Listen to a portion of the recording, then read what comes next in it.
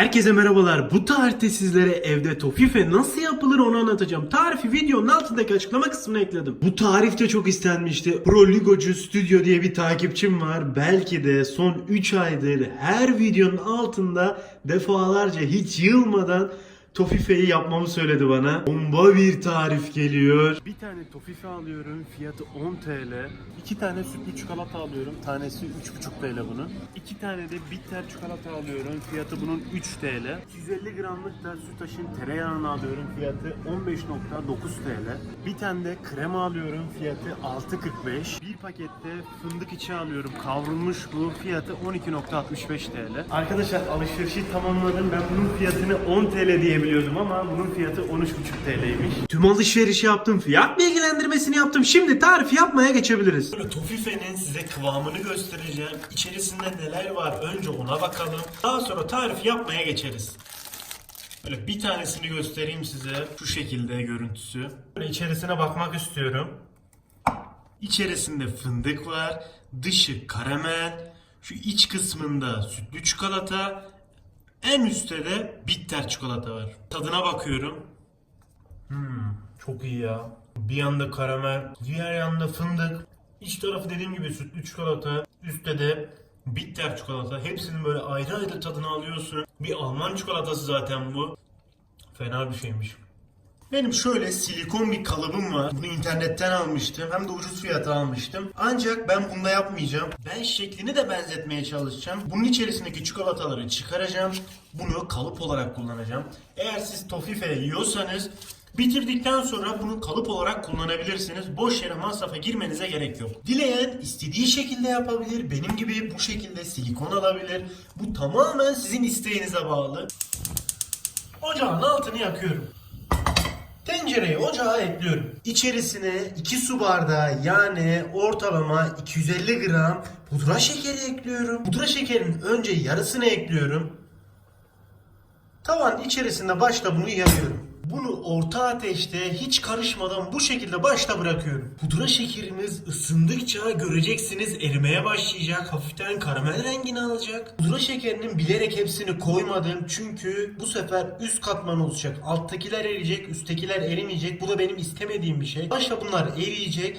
İyice sıcak hale gelecek. Daha sonra diğerini koyacağım. Sıcak hale gelince pudra şekeri diğerine eklediğimde onun ısısıyla da diğer pudra şekeri erimiş olacak. Yani topaklanma daha az olmuş olacak bu sayede. Sakın çok yüksek ateşe koymayın. Dediğim gibi çok kısa da koymayın. Orta ateş bunun için idealdir. Görüyorsunuz şu kenarlarda erimeye başladı. Karamel rengini almaya başladı. İstediğim görüntü zaten bu. Bunu karıştırırken plastik bir şeyle karıştırmanız daha makbul. Çünkü eğer siz demir veya tahta ile karıştırırsanız bunun sıcaklığını çok aşağı çekecektir ve topaklanma daha fazla olacaktır. Evet, görüyorsunuz alt taraf sıvı hale gelmeye başladı. Ben bunu bu şekilde bırakırsam alttakiler yanmaya başlayacak. Bunu hafiften ters düz edin bu şekilde. Bunu sürekli bu şekilde ara ara karıştıra karıştıra hepsini eritmeye başlayacağız. Eğer bir kısmı fazla pişerse bu sefer acımtırak tat gelmeye başlar. Bu da istemediğimiz bir şey. Hepsi eridi. Şimdi diğerlerini ekliyorum. Tüm pudra şekerini ekledim. Bunu ters düz ediyorum. İyice her tarafına yayılması gerekiyor bu şekilde.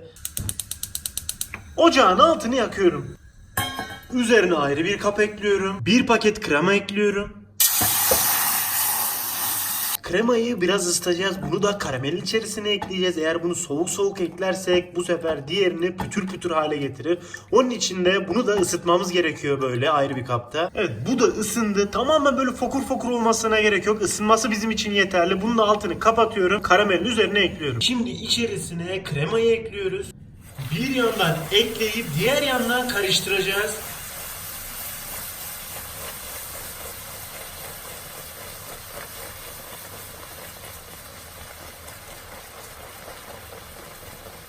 Karamelimiz kremayı tamamen çekecek. Böyle ufak tefek topaklanmalara bakmayın. Bu açılacaktır zaten. Kremayı yedikçe açılacak ve istediğimiz kıvama gelecek. Toparlandıktan sonra altını yükseltin. Şimdi de 2 yemek kaşığı tereyağı ekliyorum.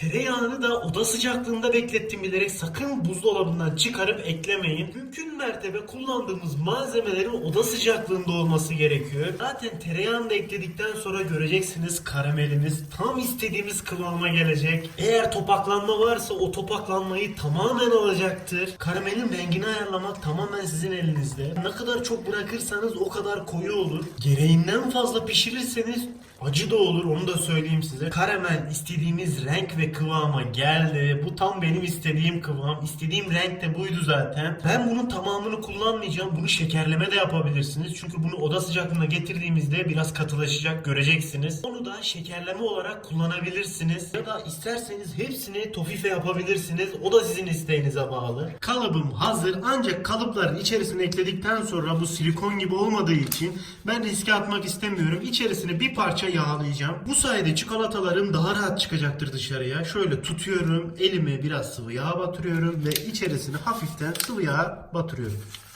İyice hepsini sıvı yağa gezdiriyorum bu şekilde. Çok fazla yağlamanıza gerek yok. Hafiften böyle yapmanız yeterli olacaktır. Bunlar plastik olduğu için bunu ben şimdilik 5 dakikalığına derin dondurucuya atacağım. Yani buzdolabının buzluk kısmına atacağım. Bu sayede karameli üzerine koyduğumda bir sıkıntı yaşamayayım diye kendimi garantiye alacağım.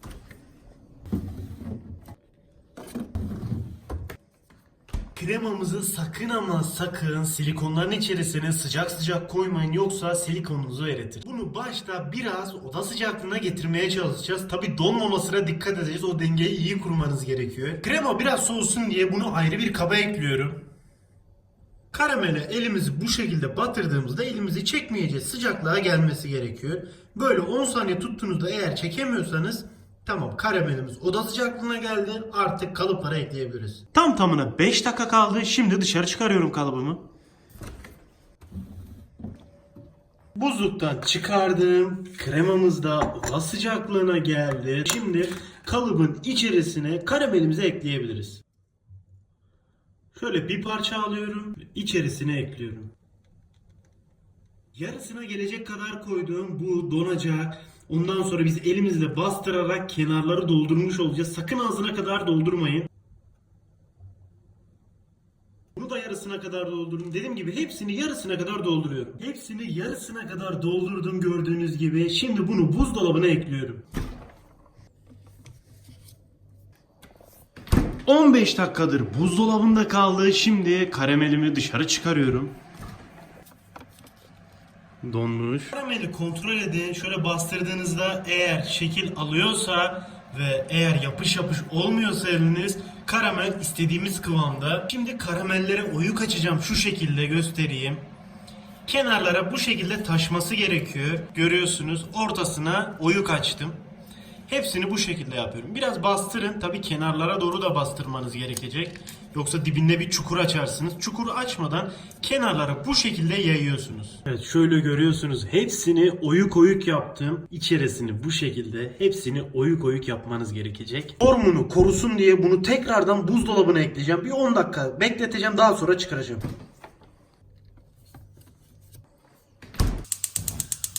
Ocağın altını yakıyorum. Tencereyi ocağa ekliyorum. İçerisine kaynamış su ekliyorum. Üzerine de benmar usulü eritmek için borcam ekliyorum. Borcamın suya değmemesine dikkat edin. Mutlaka ama mutlaka buna dikkat etmeniz gerekecek. Yoksa çikolatanız benmar usulü olmaz. Çikolatanız yanar ve istediğimiz kıvamı elde edemeyiz. Suyun kaynamasını bekleyeceğim. Daha sonra içerisine çikolatalarımı ekleyeceğim. Çikolatayı ufak parçalara ayırıyorum. Ve borcamın içerisine ekliyorum. Çok yüksek ateşte sakın bunu benmar usulü eritmeyin. Bunu orta ateşte yavaş yavaş karıştıra karıştıra bunu eriteceğiz. Mutlaka ama mutlaka karıştırın. Çünkü altta çikolata eriyecek. Siz eğer karıştırmazsanız o alttakiler yanacak. Hem çikolata kıvamından gidecek hem çikolatamız yanacak. Benmar usulü eritememiş olacağız. Zaten göreceksiniz çok kısa bir süre içerisinde gördüğünüz gibi hemen eriyecektir. Erir erimez hemen ocağın altını kapatıyorum. Şimdi buzdolabından karamelimi çıkaracağım ve üzerine bunu ekleyeceğim. Şimdi bunların içerisine birer tane fındık bırakacağım. Böyle tek tek hepsine birer adet fındık bırakıyorum. Çok değil ama fındıklar yer etsin diye birer parça bunların üzerine biraz bastırın. Şimdi de benmar usulü erittiğimiz çikolataları ekleyeceğim üzerine.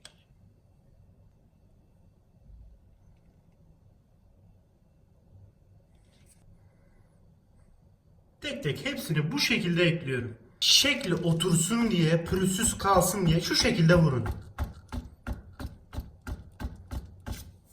Bakın nasıl da güzel oldu. Şimdi bunu tekrardan buzdolabına ekliyorum.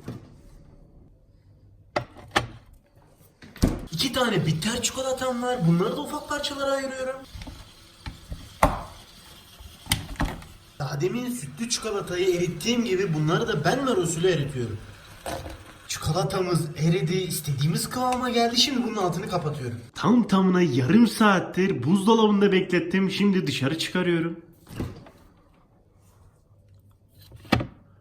Şundan bir parça alıyorum bu şekilde. Buzdolabından çıkardığım çikolatanın üzerine ekliyorum böyle bir parça.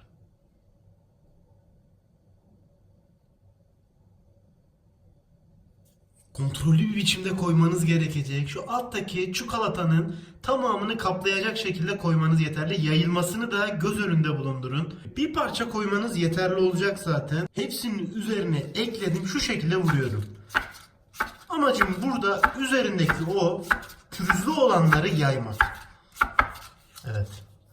Şuna bakın. Pürüzler tamamen gitti. İstediğim görüntü tam da bu. Şimdi tek bir şey kaldı. Bunları tekrardan buzdolabına atacağım ve çikolatanın donmasını bekleyeceğim. Çikolata formunu korusun diye düz bir tahtaya koydum. Tabağa koyduğum zaman kenarlar biraz havaya kalkıyordu. Çikolatayı çok fazla sağa sola götürmek istemiyorum. Bunu hızlıca buzdolabına ekliyorum.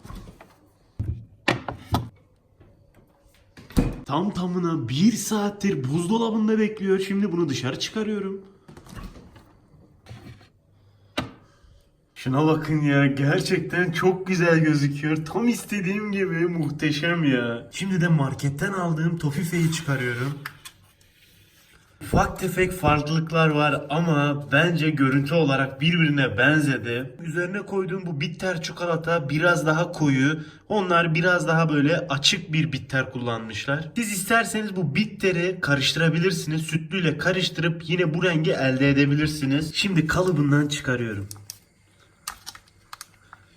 Evet, rahatlıkla çıktı. Şuna bakın ya, çok güzel gözüküyor. Görüntü olarak şunu söyleyebilirim. Gerçekten biz bu işi başarmışız. Şimdi de marketten aldıklarımı çıkarıyorum. Böyle ufak bir kıyaslama yapacağım. Benim karamelim biraz daha böyle koyu olmuş. Marketten alınan biraz daha açık renkli, görüyorsunuz. Şimdi en sevdiğim zamana geldi. Tadım yapacağım. Bakalım nasıl olmuş. Başta şöyle ortadan ikiye bölüyorum. Kıvamını görelim.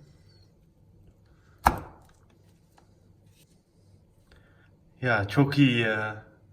Gerçekten çok iyi gözüküyor. Şimdi de dışarıdan aldığımı kesiyorum ikiye.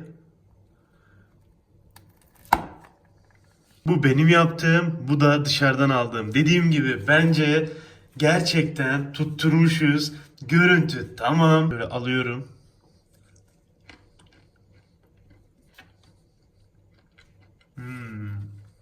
İnanılmaz ama inanılmaz güzel olmuş. O karameli gerçekten hissediyorsunuz. Bir yanda sütlü çikolata, bir yanda bitter, diğer yanda karamel ağzınızda öyle bir patlıyor ki taze taze, bir de mis gibi.